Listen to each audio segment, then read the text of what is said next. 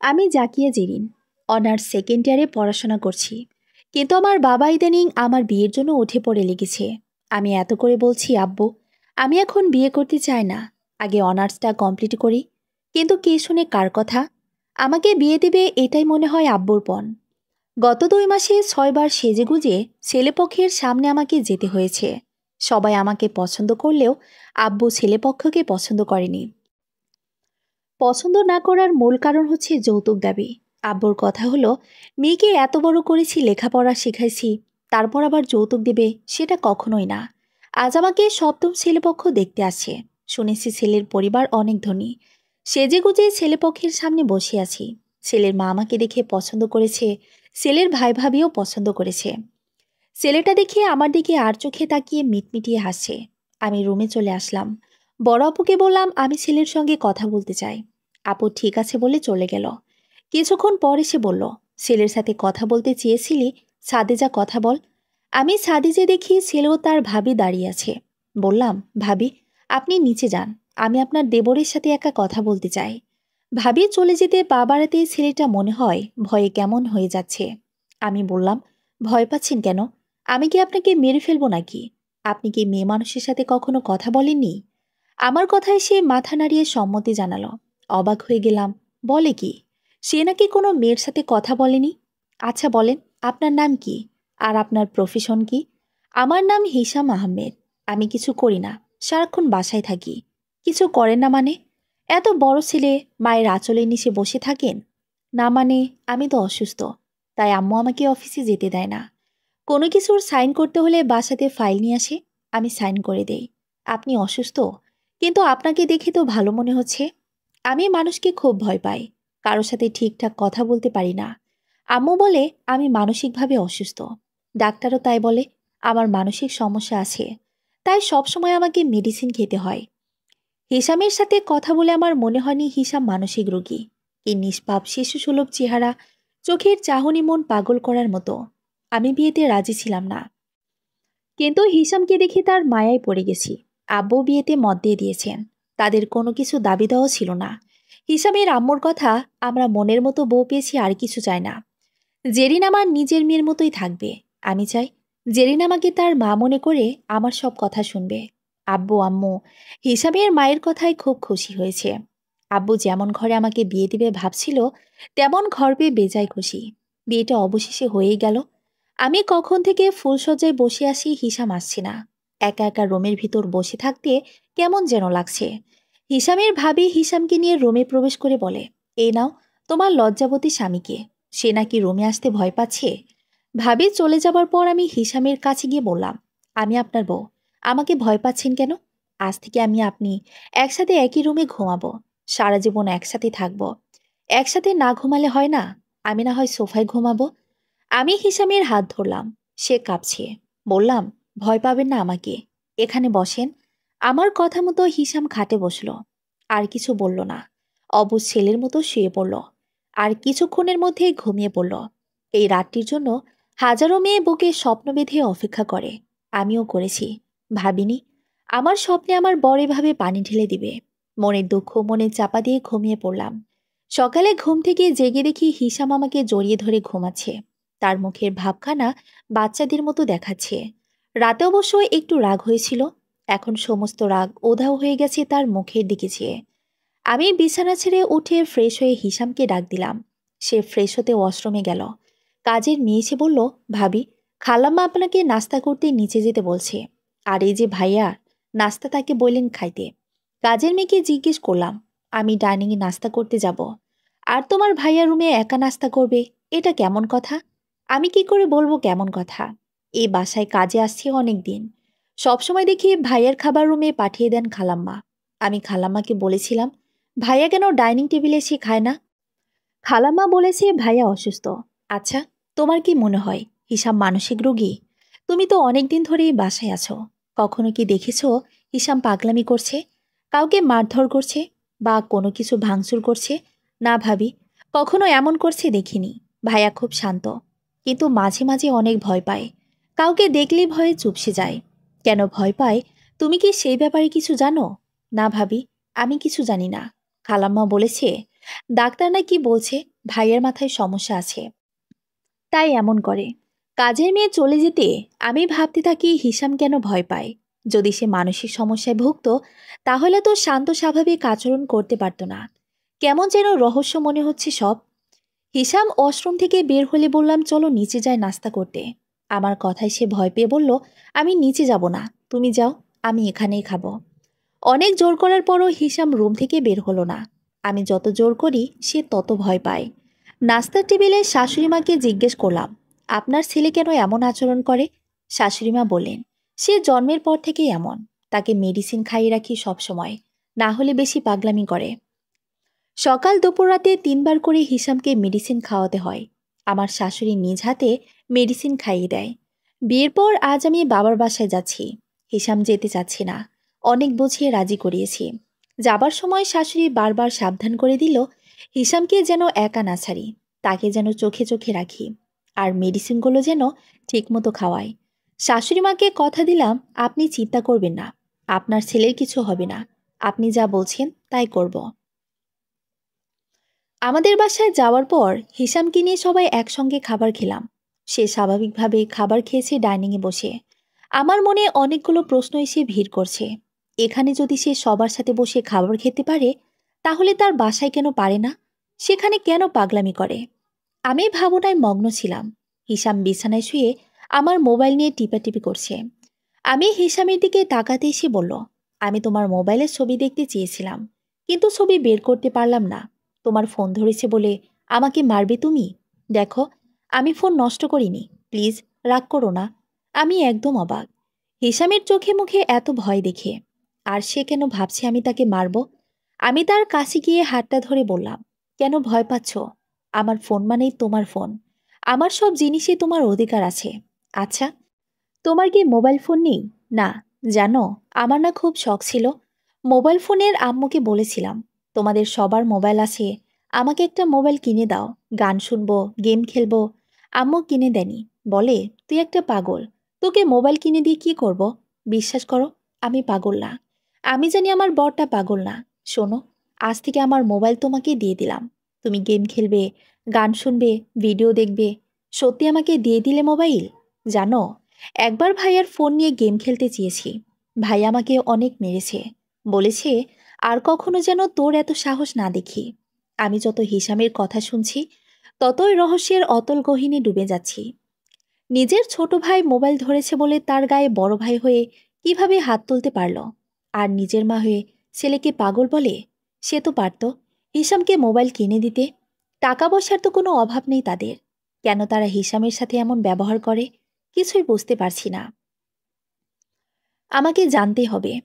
হিসামকে অনেকভাবে জিজ্ঞাসা করলাম, কেন মা ভাই তোমার সাথে এমন ব্যবহার করে? আমার কথার উত্তর হিসাম দিতে পারে না। সে শুধু বলে আমি অসুস্থ, আমি নাকি তাদের কথা শুনি না, তাই আমার সাথে এমন করে। হিসামের উত্তরে আমি কোনো যুক্তি খুঁজে পাইলাম না তার সাথে খারাপ আচরণ করার। আমি আম্মু আব্বুকে সব কিছু খুলে বললাম, আর বললাম আমাকে কিছু টাকা দিতে। আমি হিসামকে মানসিক ডাক্তারের কাছে নিয়ে যাব। আমি দেখতে চাই আসলে তার সমস্যাটা কোথায়। পরের দিন সন্ধ্যায় হিসামকে নিয়ে গেলাম মানসিক রোগ বিশেষজ্ঞ ডাক্তার শফিক রহমানের চেম্বারে। ডাক্তার হিসামকে দেখে হিসামের সাথে কথা বলে আমাকে জানালেন, শোনেন, আমার মনে হয় আপনার স্বামীর মানসিক সমস্যা নেই, কিন্তু আপনি বলছেন সে ভয় পায় আর তার কোনো কথা মনে থাকে না। এটা কেন হচ্ছে বুঝতে পারছি না। তাই কিছু টেস্ট দিচ্ছি, করি, আমাকে রিপোর্টগুলো দেখান। ডাক্তারের পরামর্শ অনুযায়ী টেস্টগুলো করালাম। 2 ঘন্টা পর রিপোর্ট পেলাম। রিপোর্ট দেখে ডাক্তার বলল, মিস্টার হিসামের মানসিক কোনো প্রবলেম নেই, তার মস্তিষ্ক সুস্থ স্বাভাবিক। তার ব্লাডে একটু প্রবলেম পাওয়া গিয়েছে।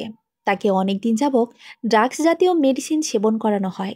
ডাক্তারের কথা শুনে আমি শুধু ওষুধগুলোর নাম বললাম যেগুলো হিসামকে খাওয়ানো হয়। ওষুধের নাম শুনে ডাক্তার শফিক রহমানের চোখ বড় হয়ে গেল। মিসেস জেরিন, আপনি কি বলছেন? আপনি যে মেডিসিনের নাম বললেন সেই মেডিসিনগুলো মানুষের জন্য খুব ক্ষতিকারক। এই ওষুধ বেশি দিন সেবন করলে মানুষ মানসিক ভারসাম্যহীন হয়ে যায়। এই ওষুধের প্রভাবে মস্তিষ্ক ক্ষতিগ্রস্ত হয়, অবশেষে পাগলে পরিণত হতে হয় সেবনকারীকে। ডাক্তারের কথা শুনে আমার মাথায় আকাশ ভেঙে পড়ার উপক্রম। কিছুই ভাবতে পারছি না আমি, কিসের জন্য বা কী কারণে মা হয়ে ছেলেকে পাগল বানিয়ে রাখছে। আমি ডাক্তার শফিক রহমানকে বললাম, এখন হিসামকে সুস্থ করে তুলব কিভাবে? যেভাবেই হোক তাকে সুস্থ করতে হবে। আমি কিছু মেডিসিন লিখে দিচ্ছি, সেগুলো নিয়মিত খাওয়াও, ইনশাল্লাহ সুস্থ হয়ে যাবে। দেখবেন ড্রাগস জাতীয় মেডিসিনগুলো যেন আর না খাওয়ানো হয়, তাহলে কিন্তু আপনার হাজবেন্ড সুস্থ হবে না। বাসায় এসে হিসামকে বুঝিয়ে বললাম, আমরা যে ডাক্তারের কাছে গিয়েছি সে যেন বাসায় গিয়ে কাউকে না বলে। হিসাম আমাকে কথা দিল সে কাউকে এই বিষয়ে বলবে না। আমার বাসায় 6 দিন ধরে আছি, শাশুড়ি মা ফোন করে বলে দিয়েছে কাল চলে যেতে। আমি খুবই চিন্তায় পড়ে গেলাম। তাদের বাসায় গেলে তো হিসামকে আবার ড্রাগস মেডিসিনগুলো খাওয়াবে, আর আমি যেই ওষুধগুলো হিসামকে খাওয়াচ্ছি সেগুলো যদি শাশুড়ি মা দেখে ফেলে তাহলে খাওয়াতে দিবে না। কি করব? যাই হোক, ওষুধগুলো আমি ব্যাগে লুকিয়ে নিয়ে যাব, আর সময় বুঝে লুকিয়ে খাওয়াবো। হিসামের বাসায় যাবার পর শাশুড়ি মা দৌড়ে এসে হিসামকে জড়িয়ে ধরে বললেন, আমার ছেলেটা কয়েকদিন বাসায় ছিল না, বাসাটা পুরো খালি খালি লাগছে, সবসময় শুধু টেনশন হচ্ছে। বাবা, তুই ঠিক আছিস তো? আম্মু, আমি ভালো আছি। জেরিন আমার খেয়াল রেখেছিল, আমারও তোমার কথা মনে পড়েছে। জীবনে প্রথম বাহিরে কোথাও থাকলাম তোমাকে ছাড়া। মা ছেলের ইমোশনাল কথাবার্তা শুনে আমি থ মেরে দাঁড়িয়ে আছি। শাশুড়ি মা ছেলেকে এত ভালোবাসা দেখাচ্ছে, তাহলে ছেলের ক্ষতি হবে এমন ওষুধ খাওয়াচ্ছে কেন? নাকি অন্য কারো চক্রান্ত হতে পারে? তাই শাশুড়ি মাকে আমার সবকিছু বলতে হবে। রাতে খাবার পর শাশুড়ি মা হিসামকে খাওয়ানোর জন্য ড্রাগস মেডিসিন নিয়ে আসবে। তার আগেই শাশুড়ি মাকে এই মরণনাশক মেডিসিনের ব্যাপারে বলতে হবে। আম্মা, আপনার সাথে কিছু জরুরি কথা ছিল, না বললেই নয়। আপনি কি শুনবেন আমার কথাগুলো?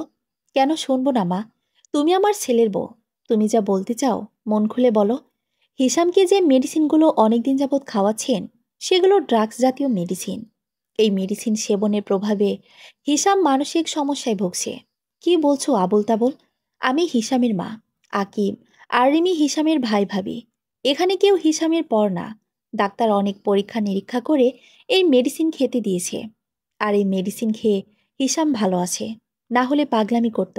মা, আপনি বিশ্বাস করছেন না তো ঠিক আছে, আমি আপনাকে এই শহরের নামকরা মানসিক ডাক্তার শফিক রহমানের কাছে নিয়ে যাব। আপনি নিজের কানে শুনে আসবেন এই মেডিসিন কতটা ক্ষতিকর। এই মেডিসিনের জন্য হিসাব মানসিকভাবে অসুস্থ।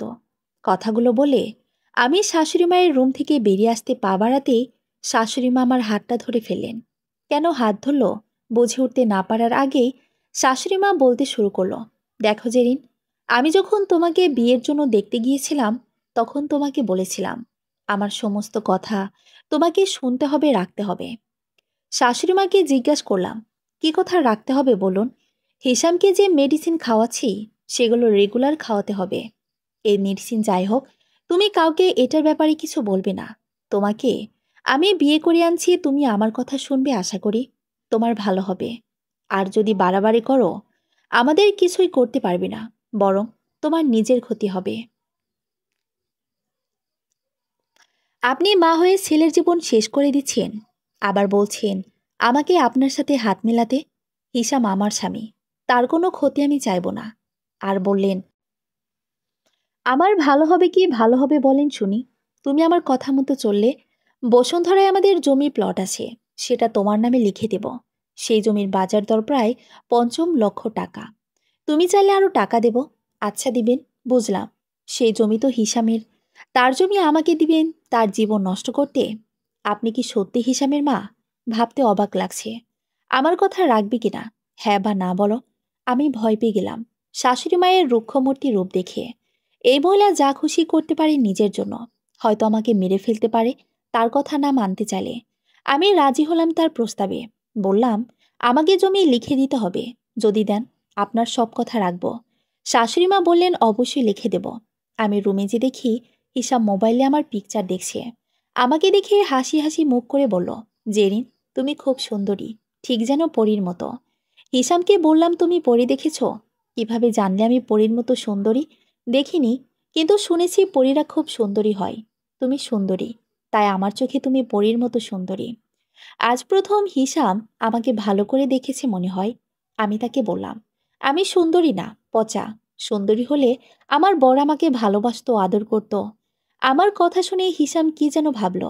সে আমার কাছে এসে হাত ধরে বলল, সত্যি জেরিন, তুমি খুব সুন্দরী। আমি তোমাকে ভালোবাসি। তুমি তো জানো আমি অসুস্থ, মানুষ দেখে ভয় পেতাম, কিন্তু এখন ভয় পাই না তেমন।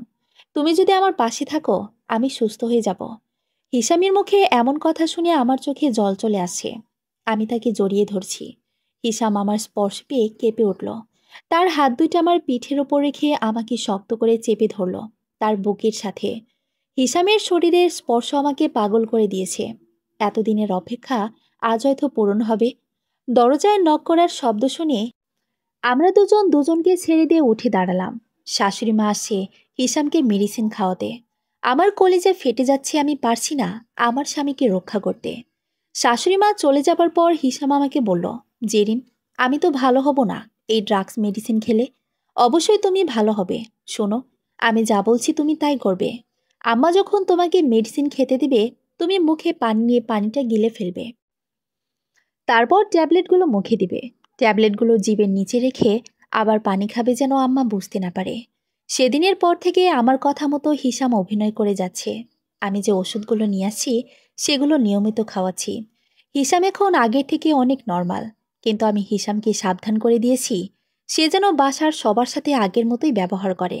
তারা যেন মনে করে তাদেরকে দেখে হিসাম ভয় পায়। বিয়ে হয়েছে ১.৫ মাস, আমাদের এখনো শারীরিক সম্পর্ক হয়নি। কি করে হবে? আমি চাইলে তো আর হবে না, হিসামেরও তো চাইতে হবে। আমাদের মধ্যে দুজন দুজনকে জড়িয়ে ধরা এতটুকুই হয়েছে। ঘুমের মাঝে অনুভব করলাম আমার পেটের উপর হিসামের হাত। আমি চোখ খুলে চেয়ে দেখি হিসাম ঘুমায়নি, কেমন ছটফট করছে। কি হয়েছে জানতে চাইলাম। কিছু না বলে হিসাম আমাকে জড়িয়ে ধরল তার বুকে। আমার সারা শরীর শিহরিত হয়ে গেল। আমার এতদিনের স্বপ্ন আজ হিসাম সত্যি করে দিল। হিসামের জন্য ডাক্তার শফিক রহমান যে মেডিসিনগুলো দিয়েছিল সেগুলো প্রায় শেষ। আমার তো আবার ডাক্তার শফিক রহমানের সাথে দেখা করতে হবে, কিন্তু কি করে যাব? শাশুড়ি মাকে বললাম অনেক দিন যাবৎ বাসায় যায় না, আব্বু আম্মুকে খুব দেখতে ইচ্ছে করছে। আচ্ছা, বিকেলের ড্রাইভার তোমাকে দিয়ে আসবে, কাল সকালে নিয়ে আসবে। আপনার ছেলেকে সঙ্গে নিয়ে যায়? না, তার দরকার নেই, তুমি একা যাও। বিকেলে আমি বাসায় গেলাম, ড্রাইভার আমাকে দিয়ে আসলো। সন্ধ্যার সময় আমি আব্বুকে নিয়ে ডাক্তার শফিক রহমানের কাছে গেলাম। এই ১.৫ মাসে হিসাম অনেকটা সুস্থ হয়ে গেছে শুনে আগের দেওয়া ওষুধগুলো নিয়মিত খাওয়াতে বললেন। আমি ২ মাসের ওষুধ কিনে নিলাম। পরের দিন সকাল ১১টায় ড্রাইভার এসে হাজির আমাকে নিয়ে যাবার জন্য। আমি শাশুড়ি মায়ের মন রাখতে তার সব কথা শুনে চলি। আমার উপর শাশুড়ি মায়ের অনেকটা বিশ্বাস জন্মে গেছে। আজ সকালে হিসামের ভাইয়া হিসামের কাছে আসলো একটা ফাইল সাইন করাতে। হিসাম ফাইলটা সাইন করে দিল। আমি কাছেই ছিলাম। ওকে মেরে দেখলাম ৬০ লক্ষ টাকার ডিল। ভাইয়া চলে যেতে হিসামকে জিজ্ঞেস করলাম, সাইন তোমাকে করতে হয় কেন? আম্মু আছে, ভাইয়া আছে, তারা থাকতে তুমি সাইন করো মানে বুঝলাম না। আব্বু মারা যাবার পর থেকে সব কিছুর সাইন আমাকে করতে হয়। আই মিন সব কিছুর মালিক তুমি। আম্মু ভাইয়া থাকতে সব কিছুর মালিক তুমি কি করে হলে? মাথায় কিছু আসছে না। তুমি কিছু জানো? জানলে প্লিজ আমাকে বলো। আমি মনে করতে পারি না। তুমি তো জানো আমার অতীত স্মৃতি মনে নেই। একবার আব্বাসুদ্দিন চাচা আমাকে বলেছিল, এই সব সম্পদের মালিক তুমি। এই বাসা, অফিস, ব্যবসা সব তোমার। আম্মু চাচার কথা শুনে ফেলে চাচাকে মেরে বাসা থেকে বের করে দেয়। আর বলে, কখনো যদি হিসামের আশেপাশে তোকে দেখি চোর বলে পুলিশে দেব। আচ্ছা, তুমি কি জানো ওই চাচা থাকে কোথায়? মনে নেই, কিন্তু আমি মনে করব। যখন মনে পড়বে তোমাকে জানাবো। হিসাম গম্ভীর মুখে ভাবতে শুরু করে দিল। আমি বুঝতে পারলাম হিসাবের জীবনের সাথে কোনো অজানা রহস্য জড়িয়ে আছে। আব্বাসুদ্দিন চাচাকে খুঁজে পেলেই এই রহস্যের জট খুলবে। মাঝরাতে হিসাম আমাকে ডেকে বলছে, জেরিন, তাড়াতাড়ি উঠো। আমার মনে পড়ছে আব্বাসুদ্দিন চাচা কোথায় থাকে। হ্যাঁ জান, বলো। তোমার যা যা মনে পড়ে সব বলো। আমি তখন 6-এ পড়ি সম্ভবত। চাচা একদিন আমাকে তার বাসা দেখাতে নিয়ে গিয়েছিল যাত্রাবাড়ি বস্তিতে। অনেকদিন হয়ে গেল সেখানে চাচা আছে কিনা। যে করে হোক চাচাকে খুঁজে বের করব, যদি সে বেঁচে থাকে। চাচাকে খুঁজে বের করতে হলে হাতে কয়েকদিনের সময় নিয়ে যেতে হবে। শাশুড়ি মাকে বললে একদিনের জন্য বাবার বাসায় যেতে দিবে। একদিনে তো চাচাকে খুঁজে নাও পেতে পারি। আব্বুকে ফোন করে বললাম শাশুড়ি মাকে বলতে আমার মা অসুস্থ, তাই আমি যেন কয়েকদিন আম্মুর কাছে গিয়ে থাকি। শেখানো কথা অনুযায়ী আব্বু আমার শাশুড়িকে ফোন দিয়ে বলল আমার মায়ের অসুখের কথা। শাশুড়ি 7 দিনের জন্য আমাকে বাবার বাসায় যেতে দিল। হিসামকে সাথে নিতে চাইলাম, শাশুড়ি মা রাজি হলো না। যাবার আগে হিসামকে বলে গেলাম সাবধানে থাকতে আর তাদের সাথে ভালোভাবে অভিনয় করতে। তারা যেন কোনোভাবে বুঝতে না পারে হিসাম এখন সুস্থ। 7 দিন হিসামকে ছেড়ে থাকবো শুনে হিসামের চোখে পানি দেখা যাচ্ছে। জেরিন, তুমি আমাকে রেখে যাচ্ছ, আমার খুব কষ্ট হচ্ছে। এ কদিন তোমাকে ছেড়ে কিভাবে থাকবো? তুমি ছাড়া কেউ তো আমাকে ভালোবাসে না। আরে পাগল, কাঁদছো কেন? আমি কিসের জন্য যাচ্ছি তুমি তো জানো। চাচাকে খুঁজে পেলে 2-4 দিনের মধ্যে চলে আসব। অনেক বুঝিয়ে হিসামকে শান্ত করে আমি চলে আসলাম। বাবার বাসায় এসে পুরো ঘটনা আম্মু আব্বুকে বললাম। সব শুনে আব্বু বলল, কাল সকালে আমরা যাত্রাবাড়ি বস্তিতে যাব। সকালে নাস্তা করে আব্বু আর আমি বের হলাম যাত্রাবাড়ির উদ্দেশ্যে। বস্তিতে গিয়ে অনেকজনের কাছে জানতে চাইলাম আব্বাস উদ্দিন নামে কাউকে চিনেন কিনা। কারো কাছ থেকে জানতে পারলাম না। আব্বু বলল, অনেকদিন আগের কথা, হয়তো আব্বাস উদ্দিন অনেক আগে এখান থেকে চলে গেছে, তাই কেউ তার খোঁজ দিতে পারছে না। আব্বুর যুক্তি আমি মানতে পারছি না। কেউ না কেউ তো আব্বাস উদ্দিন চাচার কথা মনে রাখছে। দরকার হলে পুরো বস্তির ঘরে ঘরে গিয়ে খুঁজব।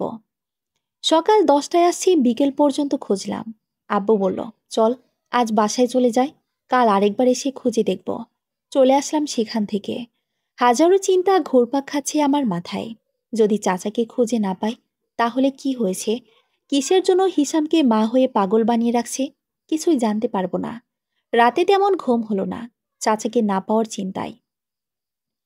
হিসাম আমাকে ছাড়া কেমন আছে সেই চিন্তা। আসার সময় হিসাম ছলছল চোখে তাকিয়েছিল। ভাবতেই এখন আমার বুকের ভেতর মোচড় দিয়ে উঠল।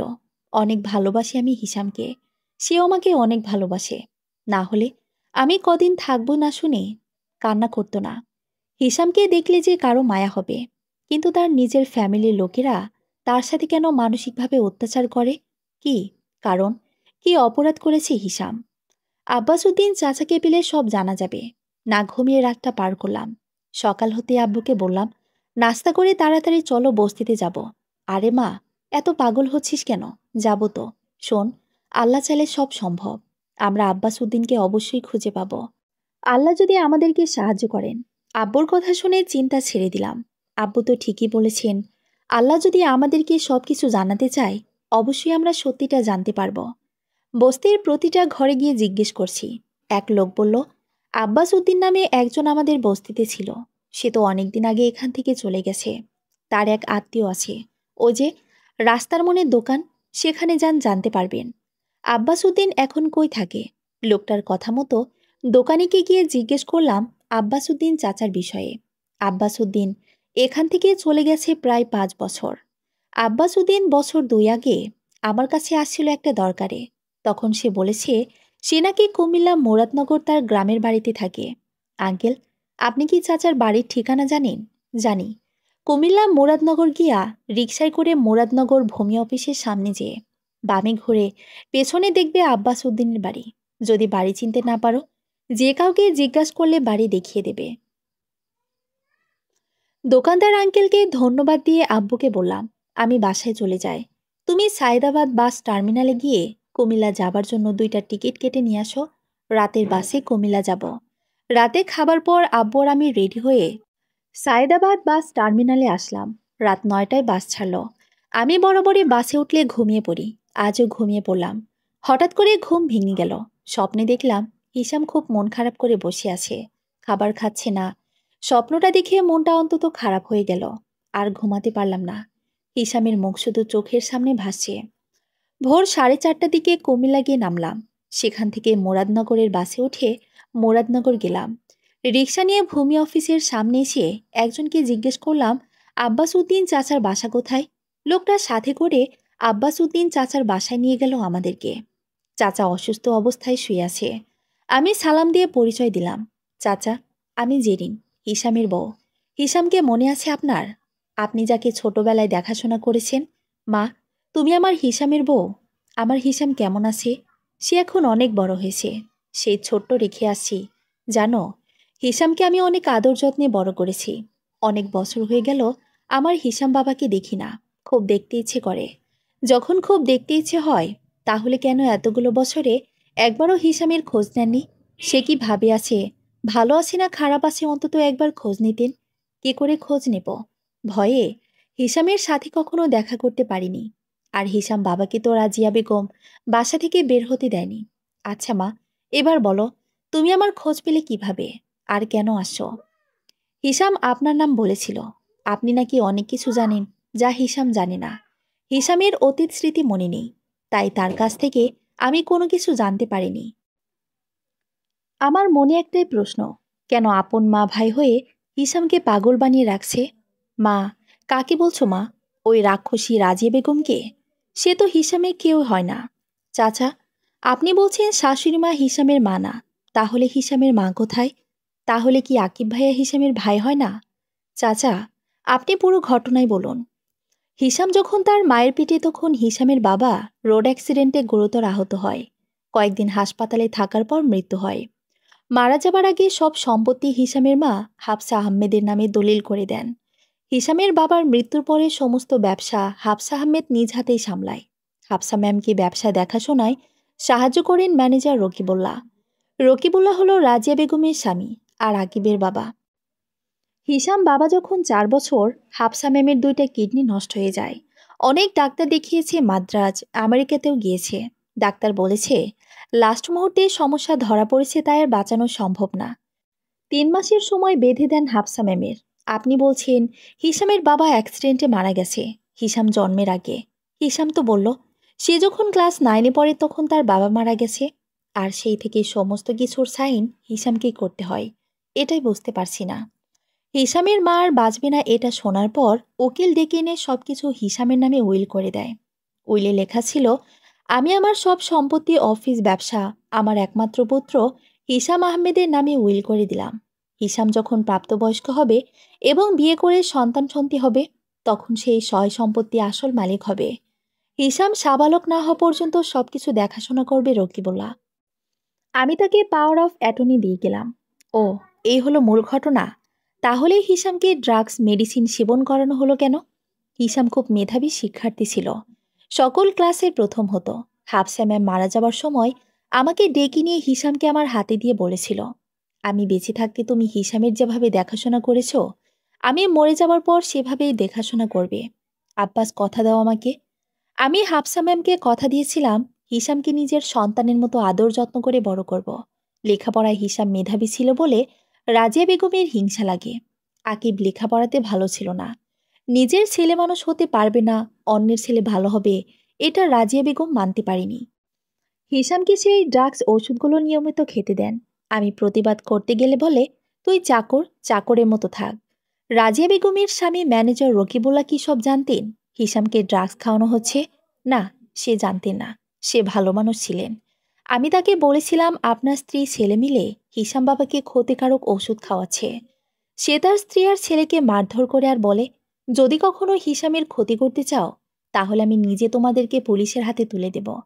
রাজিয়া বেগম নিজের ভুল স্বীকার করে। সে আর কখনো এমন কাজ করবে না বলে রকিবুল্লাহকে কথা দেয়। এর কিছুদিন পর রকিবুল্লাহ মারা যায়। রকিবুল আঙ্কেল কিভাবে মারা গেছে?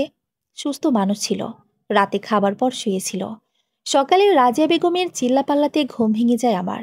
গিয়ে দেখি রকিবুল্লাহ মারা গেছে। রাজিয়া বেগম বলল, কিছুক্ষণ আগে প্রেসার বেড়ে অজ্ঞান হয়ে পড়ে। পানি ঢালছিলাম, মারা গেল। অনেক কান্নাকাটি করল রাজিয়া বেগম ও আকিব। কিন্তু আমার মনে সন্দেহ হয়েছে। কিরকম সন্দেহ? রকিবুল্লাহ আঙ্কেলকে মেরে ফেলা হয়েছে। হ্যাঁ, সেরকম সন্দেহ হয়েছে। সন্দেহ করার কারণ আছে। রকিবুল্লাহর কখনো হাই প্রেশার ছিল না। তাহলে আপনি মনে করেন রকিবুল্লাহকে খুন করেছে রাজিয়া বেগম? হ্যাঁ, খুন করেছে। টাকার জন্য রাজিয়া বেগম সবকিছুই করতে পারে। সব ঘটনা শুনে আমি আব্বাস উদ্দিন চাচাকে বললাম, আমরা পুলিশকে সব জানাবো। রাজিয়া বেগমের এই অন্যায় অত্যাচারের বিরুদ্ধে অভিযোগ করব। সে যে এতগুলো বছর হিসামকে পাগল বানিয়ে রাখছে, হিসাবের টাকা আত্মসাৎ করছে, সবকিছু পুলিশকে আপনি বলবেন। চাচা, আপনি আমাদের সঙ্গে চলেন। মা, আমি তো অসুস্থ, কিভাবে এত দূর যাব?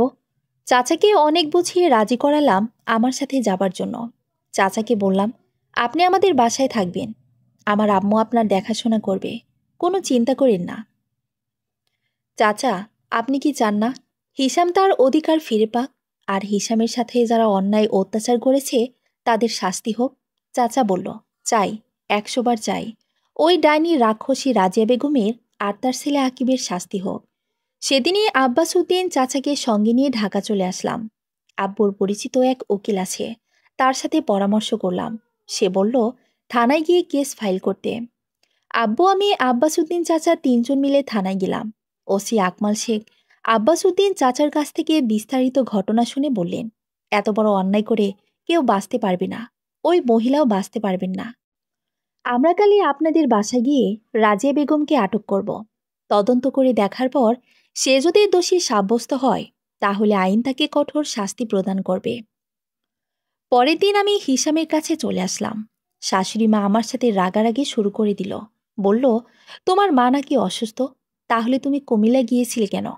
শাশুড়ি মা জানল কি করে আমি কুমিল্লা গিয়েছিলাম? আমি বললাম, কি বলছেন মা, আমি কিসের জন্য কুমিল্লা যাব? মিথ্যা বলো না। ড্রাইভার তোমাকে দেখেছে তুমি তোমার বাবা আরেকটা বয়স্ক লোক কুমিল্লার বাস থেকে নেমেছ। ধরা পড়ে গেছি। কথা অন্যদিকে ঘুরিয়ে স্বীকার করতে হবে। ও, এই কথা। যে বয়স্ক চাচাকে ড্রাইভার আমাদের সঙ্গে দেখেছে তার বাড়ি কুমিল্লা। সে আমার আব্বুর ফুফাতো ভাই। ঢাকা আসছিল ডাক্তার দেখাতে। ডাক্তার দেখিয়ে বাসে তুলে দিতে গিয়েছিলাম। শরীর বেশি খারাপ থাকার কারণে কুমিল্লা যেতে পারলেন না, আবার ফিরে আসছি আমাদের সাথে। শাশুড়ি আমার কথা মেনে নিলেন। আমি তাড়াতাড়ি হিসামের কাছে আসলাম। 4 দিন ধরে হিসামকে দেখি না। রুমে যেয়ে দেখি হিসাম ঘুমাচ্ছে। হিসামের কপালে চুমো দিলাম। সে জেগে উঠল। জেরিন, তুমি আসছো? তোমাকে ছাড়া খুব কষ্ট হচ্ছিল আমার। আমারও কষ্ট হয়েছে জান, তোমাকে ছাড়া এই 4 দিন থাকতে। হিসাম আমাকে জড়িয়ে ধরেছে। আমিও ঝাপটে ধরে রইলাম কিছুক্ষণ। চাচার বলা কথাগুলো হিসামকে বললাম। হিসামের জীবনে কি ঘটেছিল। যাকে সে মা জেনে আসে সে তার মা না, আর যাকে বাবা মনে করত সেও তার বাবা না। তাদের কারোর সাথে হিসামের রক্তের সম্পর্ক নেই। তার মা বাবা বেঁচে নেই। সমস্ত কিছু হিসামকে বললাম। আমার কথা শুনে হিসাম স্তব্ধ হয়ে গেছে। হিসাম হয়তো কান্না করে দিবে, তার চোখের কোনায় পানি জমে উঠেছে। জান, তুমি মন খারাপ করো না। আল্লাহ যা করে ভালোর জন্যই করে। তোমার পাশে আমি আছি। আল্লাহ তাআলার রহমত আছে। না হলে যে আমি বিয়ের জন্য রাজি ছিলাম না। তোমাকে দেখার পর তোমার মায়ায় জড়িয়ে গেলাম কেন? তোমাকে স্বামী হিসেবে পেয়ে আমি নিজেকে ধন্য মনে করি। আমার কথায় হিসাম চোখ মুছে আবার আমাকে জড়িয়ে ধরে বলল, আই লাভ ইউ জেরিন, অনেক ভালোবাসি তোমাকে। তুমি না এলে আজ আমি পাগল হয়ে থাকতাম। আরে পাগল, তোমার জন্য আল্লাহ আমাকে পাঠাইছে। সবকিছু মহান আল্লাহর শুকরিয়া। হিসামকে বললাম, আব্বু পুলিশ নিয়ে কিছুক্ষণের মধ্যে চলে আসবে। সঙ্গে আব্বাসুদ্দিন চাচাও আসবে। পুলিশ তোমাকে যা যা জিজ্ঞেস করবে তুমি ঠিকঠাকভাবে উত্তর দিও। আর শোনো, রাজিয়া বেগম কিন্তু খুব ভীত মহিলা। পুলিশের সামনে হয়তো মায়াকান্না শুরু করে দেবে। তুমি তার মায়াকান্নায় গলে যেও না। হিসাম বলল, ঠিক আছে, তুমি যা বলছো তাই হবে। পুলিশ নিয়ে আব্বু চলে আসে। রাজিয়া বেগম পুলিশ দেখে অবাক। ওসি আকমাল শেখ রাজিয়া বেগমকে বললেন, আপনার বিরুদ্ধে অভিযোগ আছে। আপনি হিসাম আহমেদকে ড্রাগস মেডিসিন সেবন করিয়ে মানসিক রোগী করে রাখছিলেন। রাজিয়া বেগম বললেন, আমার বিরুদ্ধে সব অভিযোগ মিথ্যে। আমি কেন আমার নিজের ছেলের সাথে অন্যায় করব? আব্বাস উদ্দিন চাচা ওসিকে বললেন, স্যার, এই মহিলা মিথ্যা বলছে। সে হিসামের মা না, সে ম্যানেজার রকিবুল্লার স্ত্রী। হিসামের মা হাফসা আহমেদ হিসামকে 4 বছর রেখে মারা গেছে। ওসি আকমাল শেখ হিসামের কাছে জানতে চাইল, আপনি বলেন, উনি কি আপনার মা নাকি মা না? ওনার বিরুদ্ধে যে অভিযোগ আনা হয়েছে সেগুলো কি সত্যি? আপনাকে কি রাজিয়া বেগম অত্যাচার করেছেন? ওসির প্রশ্ন শুনে হিসাম ঘাবড়ে গেলেও পরক্ষণে বলতে শুরু করল, আসলে আমি জানি না ইনি আমার মা কিনা। আমার ছোটবেলার স্মৃতি মনে নেই। আমাকে উনি যে মেডিসিন খাওয়াইছে তাতে আমার স্মৃতিশক্তি অনেক দুর্বল হয়ে পড়েছে। কিন্তু আমি বুঝতে পারি সে আমার মা হতে পারে না। কোনো মা নিজের ছেলের ক্ষতি চায় না কখনো। তিনি সবসময় আকিব ভাইয়াকে অনেক আদর যত্ন করেছে। আমাকে কখনো ভালোবাসেনি, আর আমাকে পাগল বলে অবজ্ঞা করে। মা হয়ে এটা কি করে পারত? হিসামের কথা অনুযায়ী রাজিয়া বেগম ও আকিবকে গ্রেফতার করে নিয়ে গেল পুলিশ। রাজিয়া বেগম স্বীকার করল সবকিছু হিসামের সম্পত্তি। তার স্বামী সব সম্পত্তি ছোট ছেলে হিসামের নামে উইল করে দিয়ে গেছে। হিসাম তার নিজের পেটের সন্তান। আমি থানায় যেয়ে ওসি আকমাল শেখকে বললাম, রাজিয়া বেগম নিজে আমাকে বলেছে, আমরা হিসামের সাথে যা করেছি করতে দাও। বেশি বাড়াবাড়ি করলে তোমার খারাপ হবে। তুমি যদি আমার কথা মেনে চলো তাহলে তোমাকে জমি লিখে দেব। এখন আপনিই বলুন, মা হলে এমন করতে পারত? আসলে কি জানেন, আমি আপনাদের দুই পক্ষের কথা শুনে কনফিউজড হয়ে যাচ্ছি। আপনারা বলছেন রাজিয়া বেগম হিসামের মা না, কিন্তু রাজিয়া বেগম কিছুতেই মানতে চাইছে না আপনাদের কথা। সেই হিসামের মা বলে দাবি করতেছে। স্যার, আপনি বুঝতে চেষ্টা করেন। রাজিয়া বেগম আমাকে জমির লোভ দেখাইছে। বলেছে, তুমি যদি আমার কথা রাখো, আমি যা করি তা প্রতিবাদ না করো, তাহলে আমি তোমাকে জমি লিখে দেব। তাহলে সে কি করে হিসামের মা হয়? মা হয়ে ছেলের সাথে এটা করতে পারত? ওসি আকমল বললেন, আমি একটা ডিসিশন নিতে চাই। কি ডিসিশন স্যার? রাজিয়া বেগম ও হিসামের ডিএনএ টেস্ট করাবো। ডিএনএ টেস্ট করতে হলে ওপর থেকে পারমিশন নিতে হবে। আপনি যদি চান তাহলে আমি সব ব্যবস্থা করে দিতে পারি। আচ্ছা স্যার, ডিএনএ টেস্টের ব্যবস্থা করেন। তখনই প্রমাণ হয়ে যাবে হিসাম রাজিয়া বেগমের ছেলে কিনা। কয়েকদিন অপেক্ষা করেন, পরে জানতে পারবো কে সত্য কথা বলছে আর কি মিথ্যা বলছে। আমি দোটানায় পড়ে গেলাম। কি আসে ডিএনএ টেস্টের রিপোর্টে? অপেক্ষা করতে থাকলাম। ডিএনএ টেস্টের রিপোর্ট আসলো, প্রমাণিত হলো হিসাম রাজিয়া বেগমের ছেলে না। আকিবের সঙ্গে রক্তের সম্পর্ক নেই হিসামের। রাজিয়া বেগম আর আকিব আদালতে অপরাধী সাব্যস্ত হলো। রাজিয়া বেগমকে 12 বছর, আকিবকে 8 বছরের জেল দিল আদালত। হিসামকে দেখে আমার খুব কষ্ট হচ্ছে। তার চোখের দিকে তাকাতে পারছি না। অনেক দুঃখী মনে হচ্ছে হিসামকে। আমি তাকে বললাম, শোনো জান, যার কেউ নেই তার আল্লাহ আছে। আর এখন তোমার পাশে আমি তো আছি। ইনশাল্লাহ সারা জীবন থাকব। আব্বাস উদ্দিন চাচা প্রায় 1 মাস আমাদের বাসায় ছিল।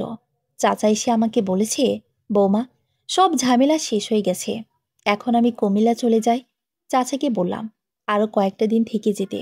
চাচা বললেন, না বৌমা, অনেক দিন তো থাকলাম, পরে আবার আসবো সময় করে। আমাদের কথার মাঝে হিসাম এসে চাচাকে বলল, চাচা, আমার কি এই দুনিয়ায় রক্তের সম্পর্কের কেউ নেই? সব মানুষের সব কিছু আছে, আমার নেই কেন? হিসামের কথা শুনে আমি আর চাচা চুপ করে আছি। চাচার চোখে পানি চলে আসছে। হিসাম আবার চাচাকে জিজ্ঞেস করল, আমার মা বাবার কি কোনো রিলেটিভ ছিল না? এটা কেমন কথা? তোমার আম্মু এতিমখানায় মানুষ হয়েছে, তার আপন কেউ ছিল না। তোমার আম্মু লেখাপড়ায় ভালো ছিল বলে তাকে এতিমখানার পক্ষ থেকে উচ্চশিক্ষার সুযোগ দেয়। তোমার আম্মু যখন জগন্নাথ বিশ্ববিদ্যালয়ে পড়ে, তখন তোমার আব্বুর সঙ্গে পরিচয় হয়। তোমার আব্বু ভালোবেসে তোমার আম্মুকে বিয়ে করে। এতিম পিতামাতাহীন মেয়েকে বিয়ে করেছে বলে তোমার দাদু তোমার আব্বুকে ত্যায্য পুত্র করে। তারপর থেকে তোমার দাদুর বাড়ির কারোর সাথে তোমার আব্বুর সম্পর্ক ছিল না। হিসাম আব্বাস উদ্দিন চাচার কাছে জানতে চায় তার দাদার বাসা কোথায়। আমি তা বলতে পারবো না, তোমার আম্মু আমাকে নিষেধ করেছে। বললে প্রবলেম কি চাচা, প্লিজ বলুন। হাফসা ম্যাম মনে করতেন তার জন্য তোমার আব্বুকে তোমার দাদু ত্যায্যপুত্র করে। তোমার আব্বু মরার পর কেউ দেখতে আসেনি। তার ছেলে তাদের কাছে গেলে তারা তাকে কখনো আপন করে নেবে না। তোমার আম্মুর ইচ্ছা তুমি যেন কোনোদিন তাদের কাছে না যাও। ঠিক আছে, আমি আমার আম্মুর কথা রাখব। যারা আমার আম্মুকে মেনে নেয়নি, আমার আব্বুকে ত্যায্য করেছে, মারা যাবার পর নিজের ছেলেকে দেখতে আসেনি, তার আমার কেউ হতেই পারে না। আমি তাদের সাথে একসঙ্গে থাকতে যাব না। শুধু তাদেরকে একটা নজর দেখতে চাই। কারণ কি জানেন চাচা, আমার নিজের বাবাকে আমি দেখিনি, মায়ের চেহারা আমার মনে নেই। নিজের আত্মীয় বলতে এই দুনিয়ার কেউ নেই। রক্তের সম্পর্কীয় কাউকে আমি দেখিনি। জাস্ট তাদেরকে দেখব এক নজর। তাদের সাথে কোনো আত্মীয়তা করার ইচ্ছা আমার নেই। ঠিক আছে, তুমি যখন এত করে বলছো, তবে বলছি, ময়মনসিংহে তোমার দাদার বাড়ি।